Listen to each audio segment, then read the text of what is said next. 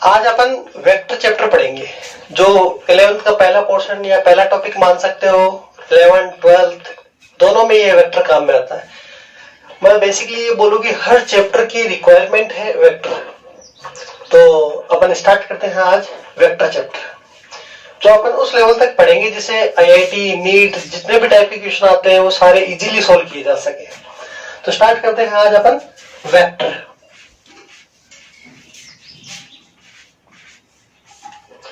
तो ध्यान से सुनना, अगर अपन कोई फिजिकल क्वांटिटी की बात करते हैं तो अपन सबसे पहले उसका मैग्नीट्यूड की बात करते हैं। तो मैग्नीट्यूड क्या होता है?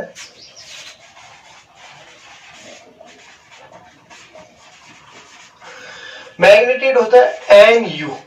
एन यू का मतलब एन तो होता है नंबर और यू होता है यूनिट। यूनिट का मतलब मात्रक। जैसे मान लो कि एग्जांपल अपन लेते हैं 2 kg पोटैटो या 2 किलो आलू। तो क्या इसमें सब कुछ डिफाइंड है? 2 है नंबर और केजी है इसकी यूनिट। तो क्या ऐसे कुछ और कोई इंफॉर्मेशन की अपने को जरूरी नहीं है? सीधा सीधा नंबर बोला, यूनिट बोला, अपने पास ही क्वांटिटी कंप्लीट हो चुकी है। बट जरूरी नहीं कि सारी क्वांटिटी ऐसे ही कंप्लीट हो जाए जिसमें नंबर और यूनिट से उसको एक्सप्लेन किया जा सके। कुछ ना कुछ क्वांटिटी ऐसी होती है जिनके साथ कुछ डायरेक्शन एसोसिएट करती है।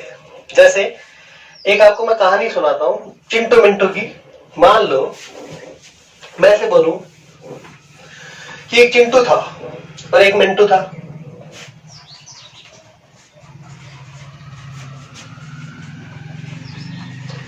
ये चिंटू और ये मिंटू। चिंटू बड़ा शरारती था और ये बड़ा शरीफ बंदा था। शरीफ मतलब बहुत सीधा साधा बंदा था और ये हमेशा शैतानियां करता था। चिंटू हमेशा मिंटू को परेशान करता था। भाई जब ये छोटे थे खेलने जाते थे बगीचे में तो ये इसको परेशान करता था। ठीक है, अब ये धीरे धीरे बड़े हो गए। तो बड़े हो गए तो ये तो दो बदमाश, जो बदमाश था तो इसने तो सेटिंग कर ली। सेटिंग वो वाली सेटिंग नहीं, जैसे मान लो कि कुछ अच्छा खासा जुगाड़ कर लिया और जुगाड़ करके ये विदेश चला गया और ये मिंटू बेचारा किसान बन गया। तो सीधा साधा था, इसकी हर बात मानता था कि नहीं ये मेरा फ्रेंड है बहुत अच्छा। लेकिन चिंटू हमेशा किसको? मिंटू को परेशान करता था। एक बार काफी दिन हो गए तो चिंटू को मिंटू की याद आई और चिंटू ने एक लेटर लिखा। किसको? मिंटू को एक लेटर लिखा। ठीक है, तो उसमें लिखा कि मेरे बहुत अच्छे फ्रेंड मिंटू। तो मिंटू इसको पढ़ के रोने लगा कि भाई साहब मेरे फ्रेंड ने मेरे को याद किया है।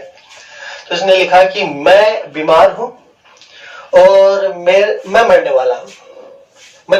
मैंने यहाँ विदेश में खूब धन कमाया है, तेरे को मैं बताता हूँ कि वो खजाना कहाँ छुपाया है। तो मिंटू उसको आगे पढ़ता है तो उसमें लिखा हुआ था कि जैसे जैसे मैं बोलूं स्टेप बाय स्टेप फॉलो करना। तो मिंटू रोने लगा, सोचा कि हाँ मेरे फ्रेंड की आखिरी इच्छा है तो क्यों ना मैं इसको स्टेप बाय स्टेप फॉलो करूं। तो इसने लिखा कि बचपन में अपन जिस बगीचे में खेलते थे उसमें जाओ। तो बगीचे में चला गया।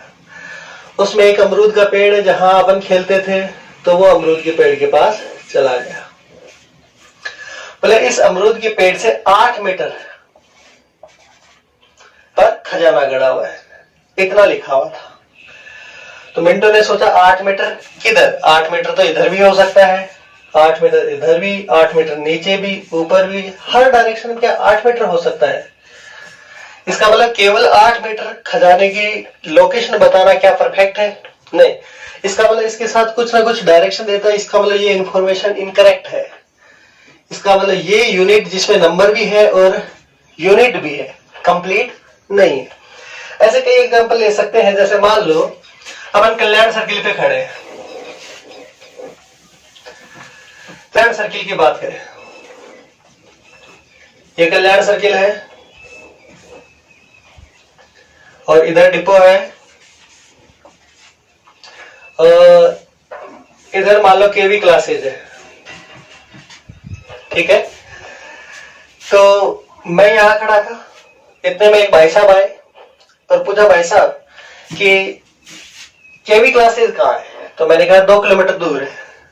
तो भाई साहब बंदा भाग चुका और मैंने कहा सुन, अरे पूरी बात तो सुन, लेकिन उसने सुनी नहीं और चला गया इधर।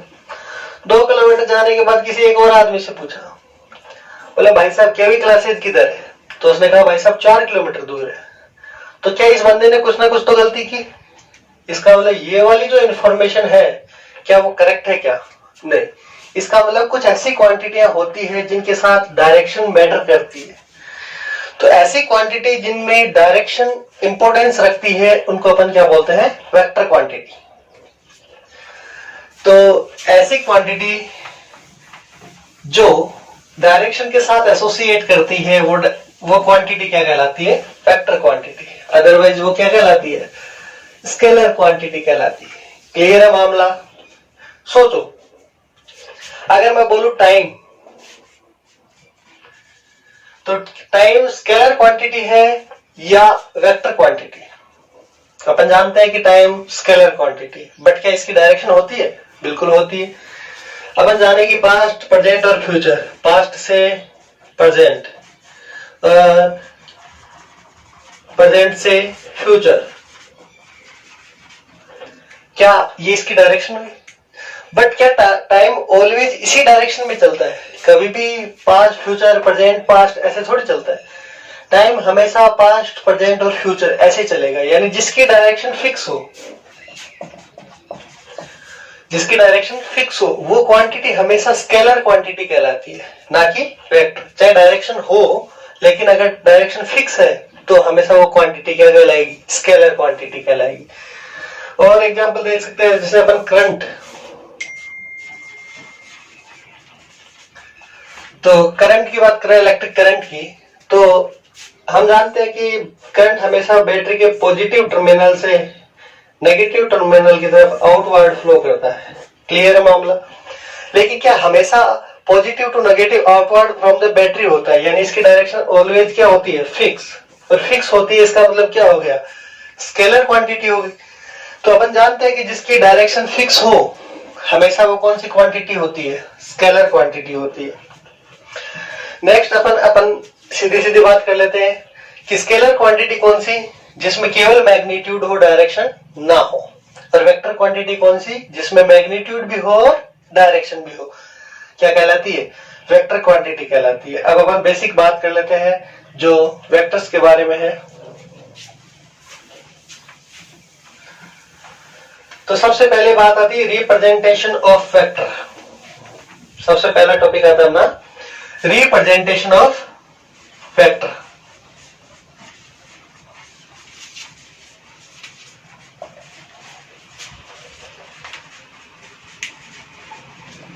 वेक्टर को कैसे रिप्रेजेंट करते हैं? तो अपन बुक्स में देखते हैं, जैसे मान लो कोई ये क्वांटिटी है जिसपे एरो लगा हुआ होता है, वो क्वांटिटी वेक्टर क्वांटिटी होती है। जैसे मान लो अपने को फोर्स दिया जाता है, तो फोर्स एक वेक्टर क्वांटिटी है, तो फोर्स के ऊपर एरो का साइन लगा हुआ होता है। तो अगर एरो का साइन लगा हुआ है तो वो क्वांटिटी वेक्टर क्वांटिटी है। या कई बुक्स में आपको ये बोल्ड लेटर्स में लिखा हुआ मिलेगा, जैसे मान लो बोल्ड लेटर्स में लिख दिया ए, तो ये भी क्या है? Vector quantity. ये स्टैंडर्ड बुक्स में आपको बोल्ड लेटर्स में मिलेंगे, वो वेक्टर क्वांटिटी होगी। ठीक है? या अपन एक कैप लगा देते हैं, तो ये तीनों ही सिंबल है वो वेक्टर क्वांटिटी को रिप्रेजेंट करते हैं। क्लियर है मामला? दूसरी बात, अगर अपन ऐसे बोले कि वेक्टर क्वांटिटी का मीनिंग क्या है, तो ए वेक्टर लिखा हुआ है, इसका मतलब इसमें डायरेक्शन भी है और इसका मैग्नीट्यूड भी है।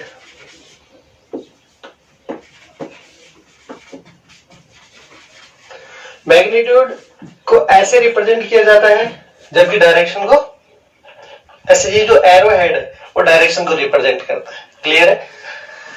तो अगर अपन बात करें ग्राफिकली,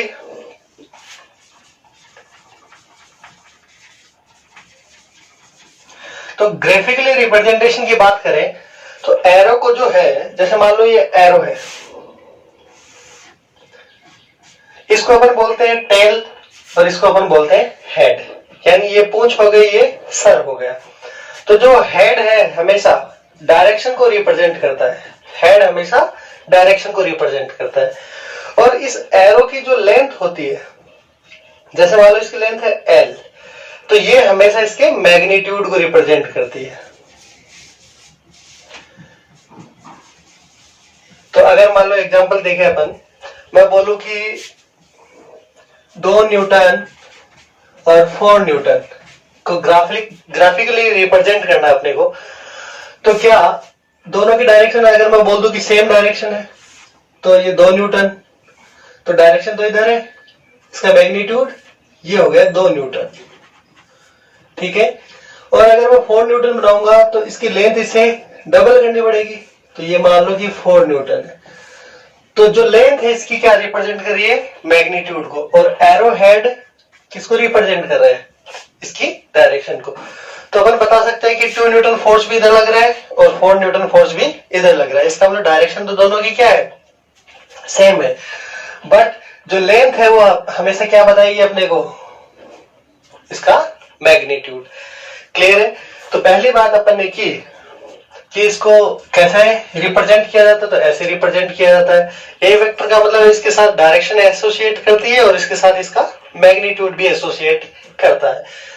ग्राफिकली रिप्रेजेंट करते हैं तो एरो से रिप्रेजेंट करते हैं, तो एरो का जो साइन है वो हमेशा किसको रिप्रेजेंट करेगा, डायरेक्शन को, और इसकी लेंथ जो किसको रिप्रेजेंट करेगी, मैग्नीट्यूड को। एग्जांपल अपन ने देख लिया है, ठीक है। अब नेक्स्ट की बात करते हैं अपन। तो नेक्स्ट टॉपिक जिसको अपन बोले जैसे डायरेक्शन, तो मैं आपको डायरेक्शन लिखना सिखा देता हूं एक बार। तो नॉर्थ साउथ ईस्ट वेस्ट का तो आपको पता ही होगा कैसे लिखते हैं। जैसे मैं ऐसे बोलूं तो ये डायरेक्शन जो होती है वो क्या होती है, नॉर्थ, ये क्या होती है, ईस्ट, ये वेस्ट और ये साउथ। अगर ये याद ना हो तो ऐसे याद कर लो कि जी न्यूज, जी न्यूज का मतलब ऐसे जेड का साइन आता है, जेड का मतलब यहां पे न्यूज, NEW और S, क्या जी न्यूज का सिंबल यही आता है, तो ऐसे याद कर सकते हो NEWS। तो ये क्या ये हो गई अपनी डायरेक्शंस। अगर मैं बोलूं कि अगर कोई वेक्टर इस डायरेक्शन में है तो इस डायरेक्शन का मतलब क्या हो गया, नॉर्थ ईस्ट, तो इसको अपन क्या बोल सकते हैं, नॉर्थ ईस्ट। इसको क्या बोल सकते हैं, नॉर्थ वेस्ट। क्या इसको साउथ वेस्ट बोल सकते हैं, क्या इसको साउथ ईस्ट बोल सकते हैं, क्या ऐसे सारे डायरेक्शन अपन जानते हैं जिनको लिखा जा सकता है। लेकिन इसमें वेक्टर को रिप्रेजेंट कैसे करते हैं, तो ये इंपॉर्टेंट है, इसको थोड़ा सा ध्यान से देखना। मैंने बोला कि आपको रिप्रेजेंट करना है जैसे 30 डिग्री नॉर्थ ऑफ ईस्ट, ये बात लिखनी है आपको। तो अगर आपको रिप्रेजेंट करना है 30 डिग्री नॉर्थ ऑफ ईस्ट, तो कैसे रिप्रेजेंट करोगे, तो अपन जानते हैं भाई साहब नॉर्थ तो इधर होता है और ईस्ट इधर होता है, ठीक है। तो ये क्या है, 30 डिग्री नॉर्थ ऑफ ईस्ट का मतलब हो गया कि ईस्ट से नॉर्थ की तरफ 30 डिग्री, इसका मतलब ये हो गया ईस्ट से 30 डिग्री एंगल पे। तो अपन क्या बोल सकते हैं इसको, 30 डिग्री नॉर्थ ऑफ ईस्ट। या फिर अगर अपन बोले तो ये एंगल कितना बच गया, 60 डिग्री। तो क्या मैं इसको ऐसे भी तो बोल सकता हूं, क्या 60 डिग्री ईस्ट ऑफ नॉर्थ,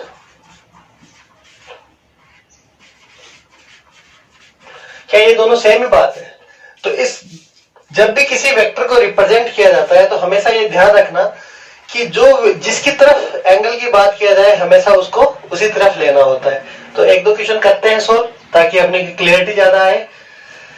तो नेक्स्ट क्वेश्चन करते हैं, बताना अगर मैं बोलूं आपको बताना है 37 डिग्री नॉर्थ ऑफ वेस्ट, तो इसको कैसे रिप्रेजेंट करोगे। अपन जानते हैं नॉर्थ इधर होता है और वेस्ट इधर होता है, ठीक है। और अपन ने बोला 37 डिग्री नॉर्थ ऑफ वेस्ट, इसका मतलब वेस्ट से 37 डिग्री पर, वेस्ट से 37 डिग्री पर, तो इसका मतलब क्या हो गया 37 degree north of west. Clear है? चाहे तो मैं इसको क्या लिख सकता था 53 डिग्री वेस्ट ऑफ नॉर्थ, एक ही बात है। तो ऐसे एक दो एग्जांपल और कर लेते हैं। नेक्स्ट क्वेश्चन आप सोल्व करना। जैसे मान लो मैं ऐसे बोलूं कि 4 Newton 60 degree south of east, ये रिप्रेजेंट करना है। तो अभी तक तो अपन एंगल ही रिप्रेजेंट करना सीख रहे थे 60 डिग्री साउथ ऑफ ईस्ट। उससे पहले अपन ने 4 न्यूटन रिप्रेजेंट करना सीखा था। इसका मतलब एरो की जो लेंथ है वो किसको रिप्रेजेंट करेगी? मैग्नीट्यूड को। तो ये 4 न्यूटन क्या हुआ? Magnitude. 60 degree south of east, ये क्या होगी? इसकी डायरेक्शन। तो मैग्नीट्यूड आ गया, डायरेक्शन आ गई, दोनों चीजें आ गई, तो क्या ये वेक्टर होगा? तो ड्रॉ करते हैं। देखें, ये होता है नॉर्थ, ये साउथ, ईस्ट और वेस्ट। ठीक है। सबसे पहले बात 4 न्यूटन रिप्रेजेंट करना है। अगर मान लो कि मैं ऐसे बोलूं कि 1 सेंटीमीटर जो है वो 1 न्यूटन के इक्वल है, तो 4 सेंटीमीटर किसके इक्वल हो जाएगी? 4 न्यूटन के इक्वल। तो ये जो है अपन ने जो पैमाना लिया है, यानी 1 सेंटीमीटर की लाइन किसको रिप्रेजेंट करेगी? 1 न्यूटन को। तो 4 सेंटीमीटर की लाइन किसको रिप्रेजेंट कर सकती है? 4 न्यूटन को। तो 4 न्यूटन यानी 4 सेंटीमीटर की लाइन बनानी है अपने को। ठीक है। अब बनाने की तरह 60 डिग्री साउथ ऑफ ईस्ट। तो साउथ ऑफ ईस्ट का मतलब क्या हो गया कि ईस्ट की तरफ से, यानी ये एंगल कितना होना चाहिए? 60 डिग्री। तो और ये लाइन की लेंथ कितनी होनी चाहिए? 4 सेंटीमीटर। मान लो 1 सेंटीमीटर, 2 सेंटीमीटर, 3 सेंटीमीटर और 4 सेंटीमीटर। तो इसका मतलब क्या हो गया? ये 4 न्यूटन है और 60 डिग्री साउथ ऑफ ईस्ट है। क्लियर है मामला? तो इस टाइप की क्वेश्चन कर सकते हो। तो एक क्वेश्चन मैं आपके लिए छोड़ता हूं, उस क्वेश्चन का जवाब देना।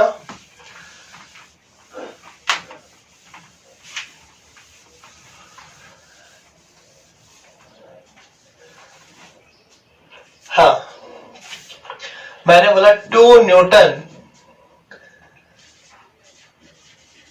साउथ ऑफ वेस्ट या 2 newton 30 degree south of west. तो क्या इजीली सॉल्व किया जा सकता है? ये साउथ हो गया, ये वेस्ट हो गया, तो ये वेस्ट से साउथ की तरफ 30 डिग्री एंगल हो गया और ये 2 न्यूटन हो गया। इसका मतलब ये 2 सेंटीमीटर की लाइन हो गई। क्लियर है? अगर मैं बोलूं कि 2 सेंटीमीटर इक्वल्स टू 1 न्यूटन, तो 4 सेंटीमीटर इक्वल्स टू क्या हो जाएगा? 2 न्यूटन। तो चाहो तो 1 सेंटीमीटर की लाइन बना लो, चाहे 2 सेंटीमीटर का, जो भी आप पैमाना मानते हो उसी से आप क्या कर सकते हो? लाइन को ड्रॉ कर सकते हो। क्लियर है मामला? तो 2 पॉइंट अपने हो चुके हैं, डायरेक्शन निकालना और रिप्रेजेंट करना। ठीक है। तीसरी बात करते हैं अपन, कुछ इंपॉर्टेंट बातें जो वेक्टर के बारे में वो आपको याद होनी चाहिए। ठीक है। फिर उसके बाद अपन क्वेश्चन सोल्व करने वाले हैं। तो पहली बात, important facts about vector.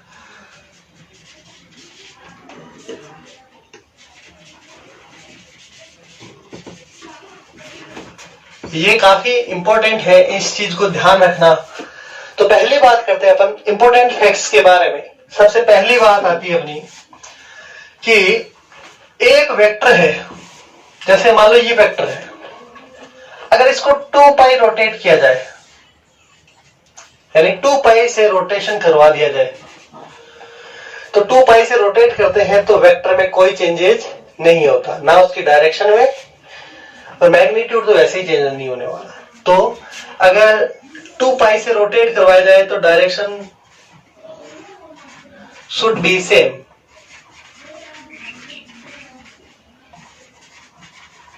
Clear? तो डायरेक्शन में कोई चेंज नहीं होगा। तो इंपॉर्टेंट फैक्ट में अपन ने पहला देखा कि अगर वेक्टर को 2 पाई एंगल से रोटेट करवाया जाए तो उसकी डायरेक्शन में कोई चेंजेस नहीं आता। दूसरा इंपॉर्टेंट फैक्ट बात करते हैं अपन कि अगर एक वेक्टर है ऐसा, इसको पैरेलली शिफ्ट कर दिया जाए, यानी खुद के पैरेलल, यानी पैरेलल टू इटसेल्फ, अगर इसको यहां से पैरेलली मूव करवा के यहां ले आया जाए तो इसकी डायरेक्शन में कोई चेंजेस नहीं होता। यानी यहां से मान लो कि मैं ऐसे बोलूं कि इसकी डायरेक्शन क्या होनी चाहिए, नॉर्थ ईस्ट होनी चाहिए। अगर मैं इसको मूव करवा के यहां ले आता हूं तो यहां ले आया तो अभी इसकी डायरेक्शन नॉर्थ और इधर ईस्ट है तो नॉर्थ ऑफ ईस्ट ही हुई। क्लियर है मामला। तो अगर मैं ऐसे बोलूं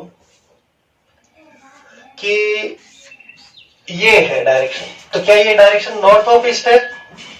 अगर पैरेलली मैं इसको उठा के यहां रख दूं तो क्या अभी भी इसकी डायरेक्शन क्या है, नॉर्थ और ईस्ट, तो क्या नॉर्थ ऑफ ईस्ट हो गई। क्लियर है मामला। तो दूसरी बात, पहली बात अपन ने की अगर 2 पाई से रोटेट किया जाए तो डायरेक्शन चेंज नहीं होती। दूसरी बात अगर इसको पैरेलल शिफ्ट कर देते हैं तो वेक्टर में कोई चेंजेस नहीं होता। तो दो बातें अपनी हो चुकी है। पहली बात 2 पाई एंगल से रोटेट किया, दूसरी बात अगर इसको पैरेलली शिफ्ट किया जाता है तो इसकी डायरेक्शन और इसकी वेक्टर में कोई फर्क नहीं पड़ता। तो दो बातें अपनी हो चुकी है। तीसरी बात करते हैं अपन।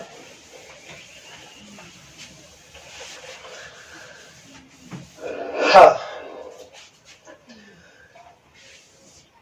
अगर मान लो कोई दो वेक्टर क्वांटिटी अपने को दी हुई, जैसे मान लो कि ये दिया हुआ है ए वेक्टर और ये दिया हुआ है बी वेक्टर। मान लो कि ये है ए वेक्टर और ये है बी वेक्टर। इन दोनों के बीच में अगर मान लो एंगल है 30 डिग्री, ये ए वेक्टर ये बी वेक्टर, इन दोनों के बीच में एंगल है 30 डिग्री। तो ये वाला एंगल जो है क्या ये 330 हो गया। तो अगर कोई आपसे पूछे कि दोनों वेक्टर्स के बीच का एंगल क्या है तो हमेशा वो एंगल कैलकुलेट किया जाता है या हमेशा वो एंगल माना जाता है जो इन दोनों में सबसे छोटा हो। वो एंगल ही एंगल बिटवीन वेक्टर्स कहलाता है। क्लियर है। तो इन दोनों में छोटा कौन सा हुआ, 30 डिग्री। तो 30 डिग्री को अपन क्या बोलेंगे, angle between vector A and vector B. तो अगर मैं बोलूं कि ये एक वेक्टर है, जैसे मान लो कि मैंने बोल दिया कि ये 60 डिग्री है, ये ए वेक्टर है और ये बी वेक्टर है। तो एंगल बिटवीन टू वेक्टर्स, तो ये 60 तो ये कितना बच गया 300। तो दोनों में से छोटा एंगल कौन सा है 60 डिग्री। तो इन दोनों वेक्टर्स के बीच में एंगल क्या होना चाहिए 60 डिग्री होना चाहिए। अगर मैं ऐसे बोल देता कि ये एंगल ऐसे है और ये है 120 डिग्री, तो ये वाला एंगल कितना बच गया 240। तो इन दोनों में स्मॉलेस्ट एंगल 120। लेकिन इनमें ध्यान में रखने वाली एक बात है जो बड़ी इंपॉर्टेंट है। क्या इन सभी में अपन ने देखा कि ये टेल से टेल जुड़ा हुआ है, यानी इन दोनों वेक्टर्स की टेल से टेल जोड़ते हैं तभी अपने को एंगल का पता लगता है। तो सबसे पहली इंपॉर्टेंट बात इसमें क्या आती है कि टेल से टेल मिलाना है ना। वो एक गाना था ना, टेल से टेल मिला। हाँ, तो अपन क्या कर रहे हैं कि सबसे पहले इंपॉर्टेंट बात क्या है अपने पास इसमें तीसरे पॉइंट में, कि एक तो एंगल जो छोटा है smallest angle between two vectors,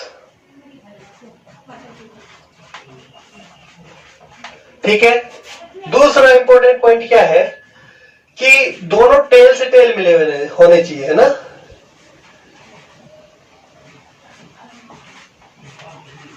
tell to tell connection होना चाहिए, तभी अपन क्या बता सकते हैं कि एंगल बिटवीन टू वेक्टर्स।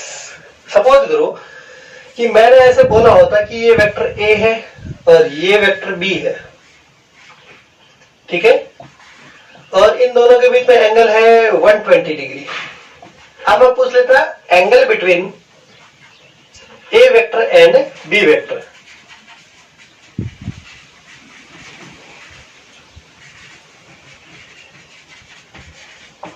तो आपका आंसर क्या होता। तो क्या ये टेल से टेल जुड़े हुए, नहीं, तो सबसे पहले टेल से टेल जोड़ना है। ये ए वेक्टर था, क्या बी वेक्टर ऐसे है? तो अपन जानते हैं कि अपन ने क्या पढ़ा कि वेक्टर को पैरेलल शिफ्ट किया जा सकता है। तो क्या मैं इसको उठा के यहां भी तो ला सकता हूं? अगर मैं इसको उठा के, जैसे ये यहां था, इसको उठा के मैं यहां ले आया, क्या अब ये बी वेक्टर यहां आ गया? ये एंगल कितना था?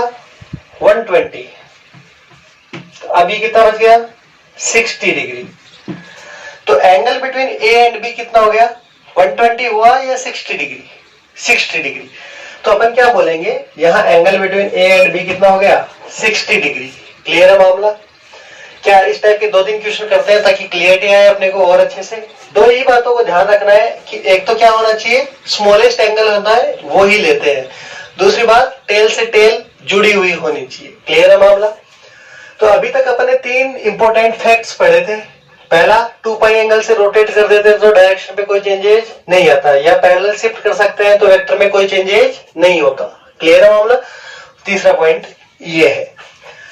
अब इसके 1-2 क्वेश्चन करते हैं और डायरेक्शन निकालते हैं, एंगल निकालते हैं, ये सारी बातें अपन देख लेते हैं। हाँ, तो नेक्स्ट क्वेश्चन में अपन देख रहे हैं, मान लो कि एक क्वेश्चन दिया हुआ है ऐसा।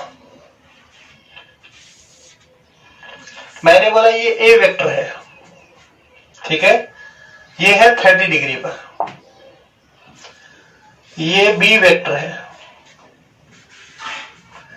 ये भी 30 डिग्री पर। तो find out angle between A and B. Find out angle between A and B. तो ए और बी के बीच में पहले टेल से टेल मिलाना चाहिए। तो क्या इसको यहां पैरेलल शिफ्ट कर सकता हूं?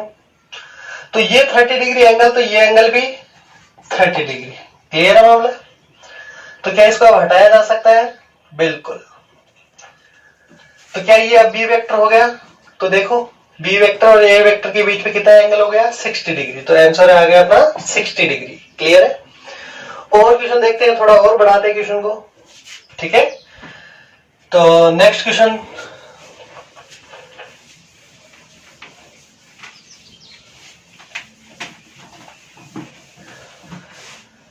हाँ, नेक्स्ट क्वेश्चन की बात करें, जैसे मान लो कि ये ए वेक्टर है, ये बी वेक्टर है, और मैं ऐसे दे देता हूं ये सी वेक्टर है। ये 30 डिग्री है, ये 30 डिग्री है, और ये वाला भी 30 डिग्री है, ठीक है। अब अपने को निकालना है angle between A vector and B vector, B vector and C vector, and C vector and A vector. इन सब के बीच में एंगल निकालना है। तो सबसे पहले ए वेक्टर एंड बी वेक्टर के बीच में देखना है। तो ए वेक्टर को देखो और बी वेक्टर को देखो, क्या इन दोनों, इसको यहां से यहां टेल टू टेल मिलाना है तो पैरेलल शिफ्ट करना पड़ेगा। तो सबसे पहले ए और बी के बीच में देखते हैं। तो क्या ये ए है, तो ये वाला एंगल 30 डिग्री है, तो ये कितना बच गया? 60 डिग्री बच गया। तो ये हो गया ए वेक्टर। क्लियर है? बी वेक्टर को यहां से शिफ्ट करके यहां लाया जा सकता है। तो बी वेक्टर को यहां से शिफ्ट करके यहां ले आए। ये वाला एंगल 30 डिग्री है, इसका मतलब ये वाला एंगल 30 डिग्री है। तो ये वाला 30 है, तो ये कितना बच गया? 60 डिग्री। क्लियर है? तो इधर वाला एंगल देखें तो 240 हो जाएगा, ये वाला एंगल हो गया 120। तो angle between A and B कितना आ गया? 60 डिग्री, सॉरी 120 डिग्री। क्लियर है मामला? अब दूसरा बात करें बी एंड सी वेक्टर की। तो क्या बी एंड सी वेक्टर देखें तो अभी भी ये भी टेल से टेल नहीं जुड़े हुए। तो बी एंड सी वेक्टर की बात करते हैं। तो सी वेक्टर तो ऐसे है, ये सी वेक्टर है जो कितने डिग्री एंगल है? 30 डिग्री। तो ये 30 डिग्री एंगल और ये 60 डिग्री एंगल। क्लियर है मामला? क्या इसको टेल से टेल मिलाने के लिए क्या इसको पैरेलल शिफ्ट करना पड़ेगा? इसको पैरेलल शिफ्ट कर दिया। मान लो कि ये है बी वेक्टर, तो ये वाला एंगल 30 डिग्री है, तो ये वाला एंगल कितना हो जाएगा? 30 डिग्री। क्लियर है? अब हमें देखना है कि एंगल बिटवीन बी एंड सी, तो ये टोटल कितना हो गया 90 डिग्री। तो क्या लिख सकते हैं अपन 90 डिग्री। तो सेकंड आंसर आ गया अपने पास 90 डिग्री। थर्ड देख रहे हैं सी एंड ए के बीच में, तो angle between C vector and A vector की बात करें तो सी वेक्टर किधर है, इधर, जो कितना है 30 डिग्री एंगल पे, ठीक है। और ए वेक्टर की बात करें जो कितने पे है 30 डिग्री इधर, ठीक है। तो ये एंगल कितना है 90 डिग्री, तो ये 30 डिग्री, ये 90 डिग्री, ये 30 डिग्री, टोटल हो गया 150 डिग्री। तो ये वाला एंगल हो गया 150 डिग्री, और ये वाला एंगल कितना बच गया 210 डिग्री, यानी 210 डिग्री। दोनों में से बड़ा कौन सा 210 डिग्री, लेकिन अपने को लेना कौन सा है स्मॉल एंगल, तो स्मॉल एंगल कितना आ गया 150 डिग्री। तो क्या लिख सकते हैं अपन, angle between C and A is 150 degree. Clear है मामला? क्या सेम टू सेम क्वेश्चन कर सकते हो? तो एक क्वेश्चन आपके लिए देता हूं, जो कमेंट बॉक्स में आंसर निकाल के कमेंट कर देना। क्लियर है?